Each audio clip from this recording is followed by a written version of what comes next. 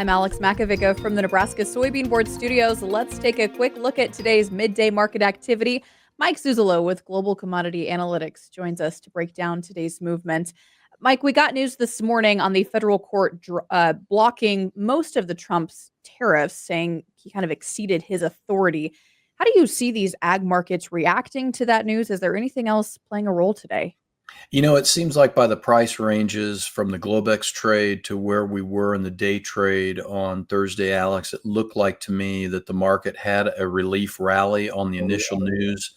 But then as we got into the morning trade Thursday morning, more news was breaking that the Trump administration will probably use different avenues of getting the same thing done, like a Section 232 tariff is what it would be called. So it's something to maybe break down a little bit more in our channel, Final Bell issue coming up here this afternoon.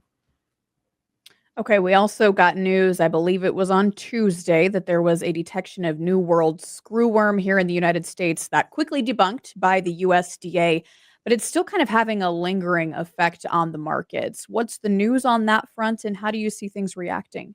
Yeah, great question. Two big things I think are sitting in front of us right now with this issue. Number one, the cattle and feed report clearly did not feed the bull because this news really, even though it was all rumor mill, really hit the markets hard. And so the fundamentals did not hold up after that news broke. So that's point number one. Point number two is it also shows we do have a screwworm premium in the feeder cattle. Now that comes in on the back end of that comes the news from the USDA chief veterinarian on Wednesday afternoon that this import situation where we don't bring in any Mexican feeders could go all the way to the end of the year. I think that was a price-friendly, bullish piece of news. So we see a big contrast between the cattle heading into the end of the month and the grains, which are now pulling weather premium out here at the end of the month, and the weather bull's kind of running for the hills in corn and beans.